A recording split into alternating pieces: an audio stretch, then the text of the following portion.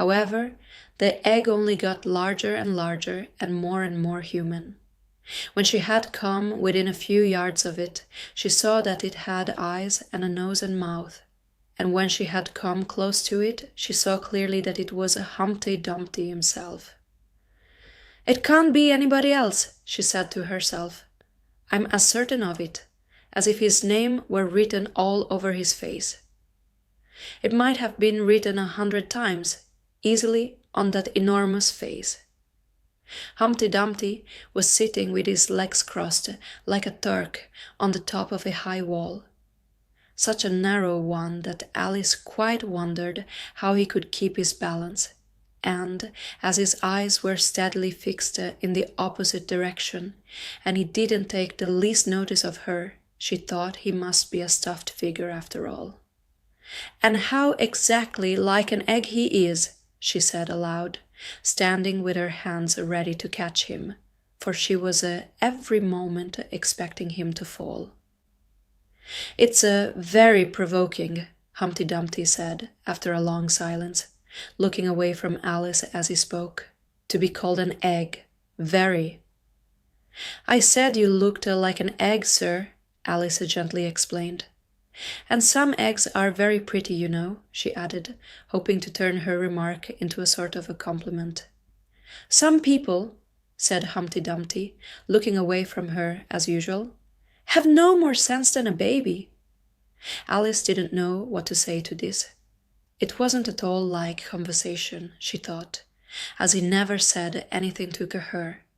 In fact, his last remark was evidently addressed to a tree, so she stood and softly repeated to herself. Humpty Dumpty sat on a wall. Humpty Dumpty had a great fall. All the king's horses and all the king's men couldn't put Humpty Dumpty in his place again. "That last line is much too long for the poetry," she added, almost out loud, forgetting that Humpty Dumpty would hear her.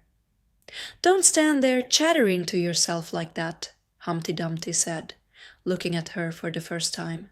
"But tell me your name and your business."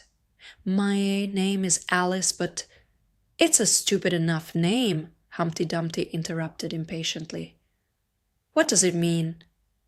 "Must a name mean something?" Alice asked doubtfully. "Of course it must," Humpty Dumpty said with a short laugh. "My name means the shape I am, and a good handsome shape it is too. With a name like yours, you might be any shape, almost." "Why do you sit out here all alone?" said Alice, not wishing to begin an argument. "Why, because there's nobody with me," cried Humpty Dumpty. "Did you think I didn't know the answer to that? Ask another." "Don't you think you'd be safer down on the ground?" Alice went on, not with any idea of making another riddle, but simply in her good-natured anxiety for the queer creature. "That wall is so very narrow." "What tremendously easy riddles you ask," Humpty Dumpty growled out. "Of course I don't think so. Why, if ever I did fall off, which there's no chance of, but if I did—" Here he pursed his lips and looked so solemn and grand that Alice could hardly help laughing. "If I did fall," he went on, "the king has promised me, with his very own mouth, to send all his horses and all his men," Alice interrupted, rather unwisely. "Now I declare that's too bad," Humpty Dumpty cried, breaking into a sudden passion. "You've been listening at doors and behind trees and down chimneys, or you couldn't have known it." "I haven't indeed," Alice said very gently. "It's in a book." "Ah, well, they may write such things in a book," Humpty Dumpty said in a calmer tone. "That's what you call a history of England, that is. Now, take a good look at me. I'm one that has spoken to a king. Am. Mayhap you'll never see such another, and to show you I'm not proud, you may shake hands with me."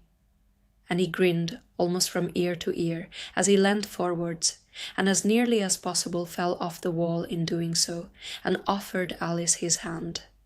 She watched him a little anxiously as she took it. If he smiled much more, the ends of his mouth might meet behind, she thought, and then I don't know what would happen to his head. I'm afraid it would come off. Yes, all his horses and all his men, Humpty Dumpty went on. They'd pick me up again in a minute. They would. However, this conversation's going on a little too fast. Let's go back to the last remark, but one. I'm afraid I can't quite remember it, Alice said very politely. In that case, we start fresh, said Humpty Dumpty, and it's my turn to choose a subject. He talks about it just as if it was a game, thought Alice. So, here's a question for you. How old did you say you were? Alice made a short calculation and said 7 years and 6 months. Wrong! Humpty Dumpty exclaimed triumphantly. You never said a word like it. I thought you meant, how old are you? Alice explained. If I'd meant that, I'd have said it, said Humpty Dumpty. Alice didn't want to begin another argument, so she said nothing. 7 years and 6 months, Humpty Dumpty repeated thoughtfully. An uncomfortable sort of age. Now, if you'd asked my advice, I'd have said, leave off at 7, but it's too late now. I never ask advice about growing, Alice said indignantly. Too proud? The other inquired. Alice felt even more indignant at this suggestion. I mean, she said, that one can't help growing older. One can't, perhaps, said Humpty Dumpty, but Har too can. With proper assistance, you might have left off at 7. What a beautiful belt you've got on, Alice suddenly remarked. They had had quite enough of the subject of age, she thought. And if they really were to take turns in choosing subjects, it was her turn now. At least, she corrected herself on second thoughts. A beautiful cravat, I should have said. No, a belt, I beg your pardon, she added in dismay, for Humpty Dumpty looked thoroughly offended, and she began to wish she hadn't chosen that subject. If I only knew, she thought to herself, which was neck and which was waist. Evidently, Humpty Dumpty was very angry, though he said nothing for a minute or two. When he did speak again, it was in a deep growl. It is a most provoking thing, he said at last, when a person doesn't know a cravat from a belt. I know it's very ignorant of me, Alice said, in so humble a tone that Humpty Dumpty relented. It's a cravat, child, and a beautiful one, as you say. It's a present from the White King and Queen. There now. Is it really? Said Alice, quite pleased to find that she had chosen a good subject, after all. They gave it me, Humpty Dumpty continued thoughtfully, as he crossed one knee over the other and clasped his hands around it. They gave it me for an unbirthday present. I beg your pardon, Alice said with a puzzled air. I'm not offended, said Humpty Dumpty. I mean, what is an unbirthday present? A present given when it isn't your birthday, of course. Alice considered a little. I like birthday presents best, she said at last. You don't know what you're talking about, cried Humpty Dumpty. How many days are there in a year? 365, said Alice. And how many birthdays have you? 1. And if you take 1 from 365, what remains? 364, of course. Humpty Dumpty looked doubtful. I'd rather see that done on paper, he said. Alice couldn't help smiling as she took out her memorandum book and worked the sum for him. 365, 1, 364. Humpty Dumpty took the book and looked at it carefully. That seems to be done right, he began. You're holding it upside down, Alice interrupted. To be sure I was, Humpty Dumpty said gaily as she turned it round for him. I thought it looked a little queer. As I was saying, that seems to be done right, though I haven't time to look it over thoroughly just now. And that shows that there are 364 days when you might get unbirthday presents. Certainly, said Alice, and only 1 for birthday presents, you know, There's glory for you." "I don't know what you mean by glory," Alice said. Humpty Dumpty smiled contemptuously. "Of course you don't, till I tell you. I meant there's a nice knockdown argument for you." "But glory doesn't mean a nice knockdown argument," Alice objected. "When I use a word," Humpty Dumpty said in rather a scornful tone, "it means just what I choose it to mean, neither more nor less." "The question is," said Alice, "whether you can make words mean so many different things." "The question is," said Humpty Dumpty, "which is to be master, that's all." Alice was too much puzzled to say anything, so after a minute Humpty Dumpty began again. "They have a temper, some of them, particularly verbs. They're the proudest. Adjectives you can do anything with, but not verbs. However, why can manage the whole lot of them. Impenetrability. That's what why say." "Would you tell me, please," said Alice, "what that means?" "Now you talk like a reasonable child," said Humpty Dumpty, looking very much pleased. "I meant by impenetrability that we've had enough of that subject, and it would be just as well if you'd mention what you mean to do next, as I suppose you don't mean to stop here all the rest of your life." "That's a great deal to make one word mean," Alice said in a thoughtful tone. "When I make a word do a lot of work like that," said Humpty Dumpty, "I always pay it extra." "Oh," said Alice. She was too much puzzled to make any other remark.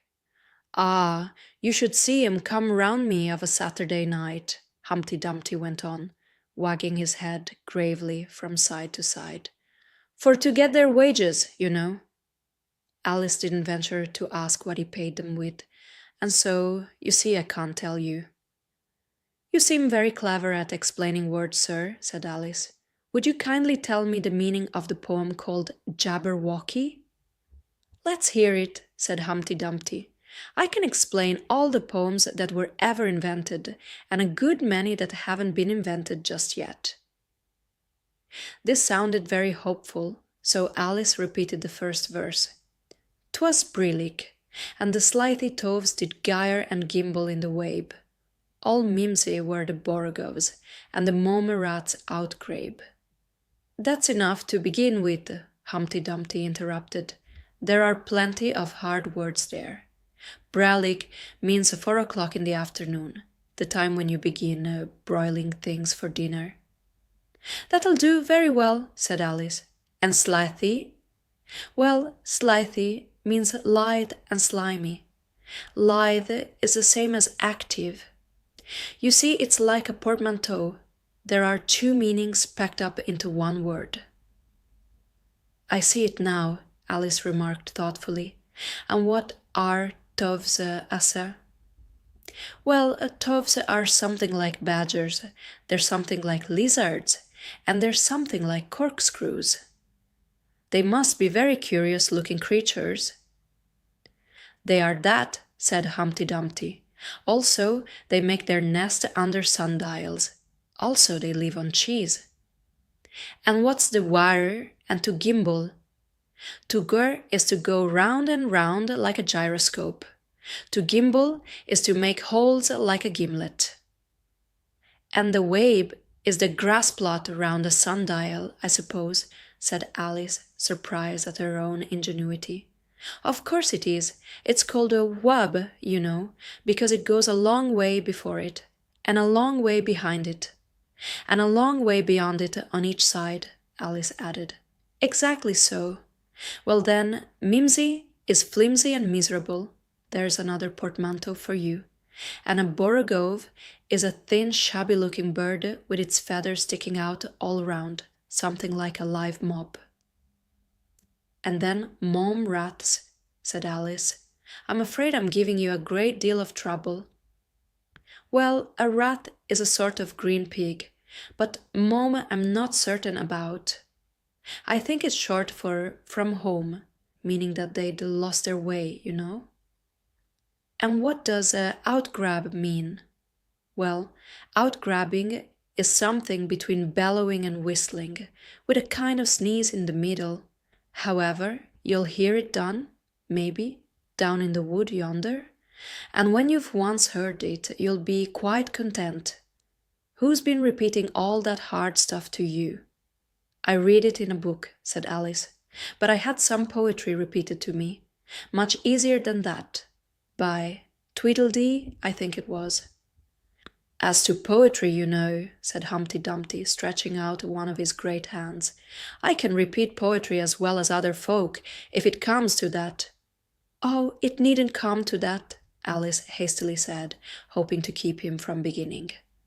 "The piece I'm going to repeat," he went on, without noticing her remark, "was written entirely for your amusement." Alice felt that in that case she really ought to listen to it, so she sat down and said, "Thank you," rather sadly. "In winter, when the fields are white, I sing this song for your delight. Only I don't sing it," he added as an explanation. "I see you don't," said Alice. "If you can see whether I'm singing or not, you've sharper eyes than most," Humpty Dumpty remarked severely. Alice was silent. "In spring, when woods are getting green, I'll try and tell you what I mean." "Thank you very much," said Alice. "In summer, when the days are long, perhaps you'll understand the song. In autumn, when the leaves are brown, take pen and ink and write it down." "I will, if I can remember it so long," said Alice. "You needn't go on making remarks like that," Humpty Dumpty said. "They're not sensible and they put me out. I sent a message to the fish. I told them, this is what I wish. The little fishes of the sea, they sent an answer back to me. The little fish's answer was, 'We cannot do it, sir, because—'" "I'm afraid I don't quite understand," said Alice. "It gets easier further on," Humpty Dumpty replied. "I sent to them again to say it will be better to obey. The fishes answered with a grin, 'Why, what a temper you are in!' I told them once, I told them twice. They would not listen to advice. I took a kettle large and new, fit for the deed I had to do. My heart went hop, my heart went thump. I filled the kettle at the pump. Then someone came to me and said, 'The little fishes are in bed.' I said to him, I said it plain, 'Then you must wake them up again.' I said it very loud and clear. I went and shouted in his ear, 'Humpty!'" Dumpty raised his voice almost to a scream as he repeated this verse, and Alice thought with a shudder, "I wouldn't have been the messenger for sex anything." But he was very stiff and proud. He said, "You needn't shout so loud." And he was very proud and stiff. He said, "I'd go and whack them if—" I took a corkscrew from the shelf. I went to wake them up myself. And when I found the door was locked, I pulled and pushed and kicked and knocked. And when I found the door was shut, I tried to turn the handle, but— There was a long pause. "Is that all?" Alice timidly asked. "That's all," said Humpty Dumpty. "Goodbye." This was rather sudden, Alice thought, but after such a very strong hint that she ought to be going, she felt that it would hardly be civil to stay. So she got up and held out her hand. "Goodbye till we meet again," she said as cheerfully as she could. "I shouldn't know you again if we did meet," Humpty Dumpty replied, in a discontented tone, giving her one of his fingers to shake. "You're so exactly like other people." "The face is what one goes by generally," Alice remarked, in a thoughtful tone. "That's just what I complain of," said Humpty Dumpty. "Your face is the same as everybody has, the two eyes, so," marking their places in the air with this thumb, "nose in the middle, mouth under. It's always the same. Now, if you had the two eyes on the same side of the nose, for instance, or the mouth at the top, that would be some help." "It wouldn't look nice," Alice objected, but Humpty Dumpty only shut his eyes and said, "Wait till you've tried."